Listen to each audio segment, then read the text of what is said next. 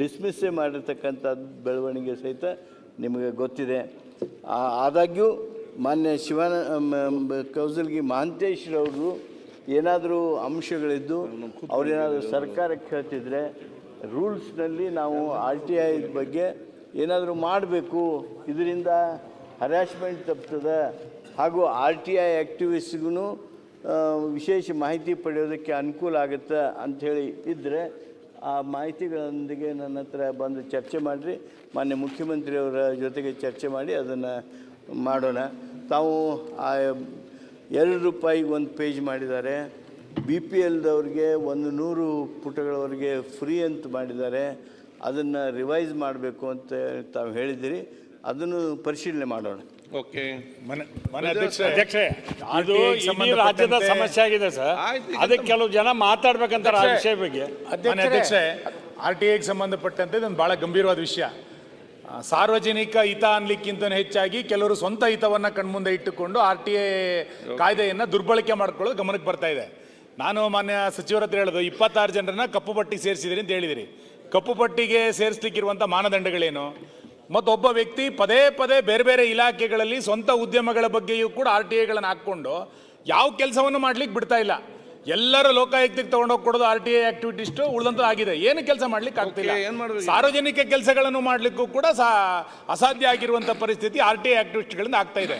ಇದಕ್ಕೇನಾರು ಒಂದು ರೂಲ್ಸ್ ಅನ್ನು ಮಾಡಿ ಒಬ್ಬ ಇಂತಿಷ್ಟೇ ಪ್ರಶ್ನೆಗಳನ್ನು ಕೇಳಬೇಕು ಅಂತ ಏನಾರು ಮಾಡಿ ಸ್ವಲ್ಪ ಬಿಗಿ ಮಾಡಿದ್ರೆ ಸಾರ್ವಜನಿಕ ಕೆಲಸಗಳು ಕೂಡ ಸುಲಲಿತವಾಗಿ ಆಗ್ಲಿಕ್ಕೆ ಸಾಧ್ಯ ಆಗುತ್ತೆ.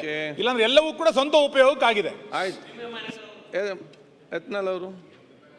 ಸನ್ಮಾನ್ಯ ಅಧ್ಯಕ್ಷರೇ, ಈಗ ಏನಮ್ಮ ಮಹಾಂತೇಶ್ ಕೌಜಲ್ಗಿ ಅವರು ಈ ಮಾಹಿತಿ ಹಕ್ಕು ಅನ್ನೋವಂಥದ್ದು ಕೆಲವೊಂದು ಜನರ ಒಂದು ದೊಡ್ಡ ಉದ್ಯೋಗ ಆಗಿಬಿಟ್ಟಿದೆ. ಈಗ ಅವ್ರು ನೋಡಿಬಿಟ್ರೆ ಅವರ ಮನೆ, ಅವರ ಕಾರು, ಅವರ ಅಂತಸ್ತು ನೋಡಿದ್ರೆ ಎಲ್ಲ ಅಧಿಕಾರಿಗಳನ್ನು ಬ್ಲ್ಯಾಕ್ಮೇಲ್ ಮಾಡೋದು, ಜನಪ್ರತಿನಿಧಿಗಳನ್ನು ಬ್ಲ್ಯಾಕ್ಮೇಲ್ ಮಾಡೋದು, ಇದೊಂದು ಕಾಂಟ್ರಾಕ್ಟರ್ಗಳನ್ನು ಬ್ಲ್ಯಾಕ್ಮೇಲ್ ಮಾಡೋದು, ನಿರಂತರವಾಗಿ ಈ ಮಾಹಿತಿ ಹಕ್ಕು ಅನ್ನೋಂಥದ್ದನ್ನು ದುರುಪಯೋಗ ಇವತ್ತು ರಾಜ್ಯದಲ್ಲಿ ಭಾಳ ಆಗ್ತಾ ಇದೆ. ಇವತ್ತು ಮಾನ್ಯ ಸಚಿವರು ಹೇಳಿದ್ರು, ನಾವು ಅಷ್ಟು ಡಿಸ್ಮಿಸ್ ಮಾಡಿದ್ವಿ. ಆದರೆ ಆ ಮಾಹಿತಿ ಹಕ್ಕು ಕೇಳೋರ್ದು ಏನೇನಿದೆ ಅವ್ರ ಮೇಲೆ ತನಿಖೆ ಆಗಬೇಕು. ಅವ್ರಿಗೆ ಏನಾದರೂ ಕಠಿಣ ಶಿಕ್ಷೆ ಆಗಬೇಕು. ಯಾಕಂದ್ರೆ ಅವರು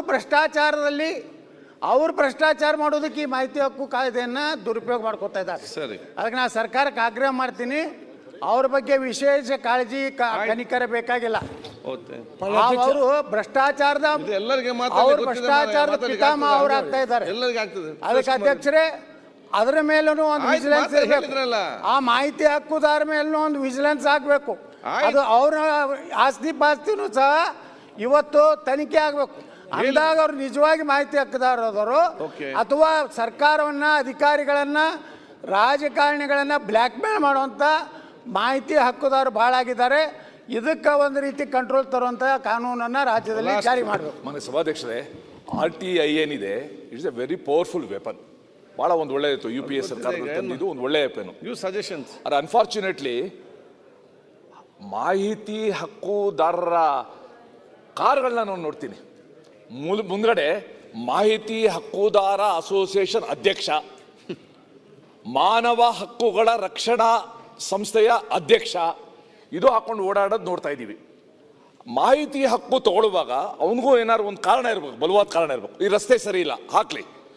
ಇಡೀ ಒಂದು ವಾರ್ಡಿನ, ಬಸವೇಶ್ವರರ ವಾರ್ಡಿನ ಯಾವ್ಯಾವ ಪ್ಲಾನ್ ಸ್ಯಾಂಕ್ಷನ್ ಆಗಿದೆ ಅಂತ ಕೇಳೋದು ಮಾಹಿತಿ ಹಕ್ಕು ಅಡಿ ಬರೋದಿಲ್ಲ.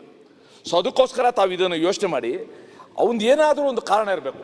Quality of road, quality of bridge, quality of building ಕೇಳಿ ಸರ್ಕಾರದ್ದು. ಬಟ್ ಯಾರ್ಯಾರೋ ಒಂದು ಮನೆ ಕಟ್ತಾರೋ ಆ ಪ್ಲಾನ್ ಎಲ್ಲ ಕೊಡಿ, how can you ask? So ಅದಕ್ಕೋಸ್ಕರ ಆ ರೂಲ್ಸ್ ಮಾಡುವಾಗ ಅದೇನೋ ಪರಿಶೀಲನೆ ಮಾಡುವಾಗ ಇದನ್ನು ಸ್ವಲ್ಪ ಗಮನ ತಗೊಳ್ಳಿ.